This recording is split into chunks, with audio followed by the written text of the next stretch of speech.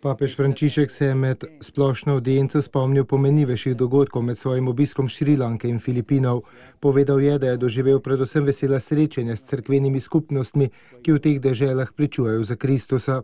Vernike je utrdil v veri in misionarskem poslanstvu, spodbudil pa je tudi medverski dialog v službi miru, kot tudi pot omenjenih narodov k edinosti in družbenemu razvoju. Osrednji dogodek obiska Šrilanke je bila kanonizacija blaženega Jožefa Vaza, ki je vzor tudi za današnje kristjane. Ti so namreč poklicani predlagati odrešensko resnico evangelija v medverskem okolju s spoštovanjem drugih, z vztrajnostjo in ponižnostjo.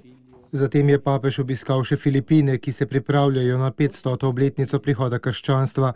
Na srečanju s predstavniki oblasti, kot tudi v trenutkih molitve ob sklepni maši, sem poudaril nenehno plodnost evangelija in njegovo sposobnost navdihovati družbo, ki bo vredna človeka.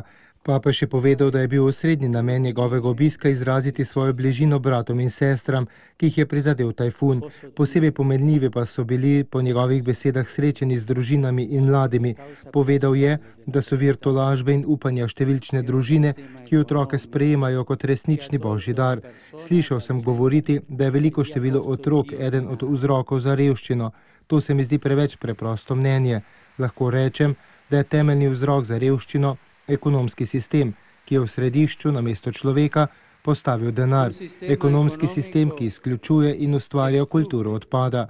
Papež je tudi spomnil, da je treba zaščititi družine, ki jih ogrožajo številne nevarnosti, da bi lahko pričevale za lepoto družine v božjem načrtu. Ob sklepu je sveti oče še povedal, da mu je v veliko veselje dalo srečanje z mladimi, ki jih je spodbudil, naj prispevajo k prenovi družbe.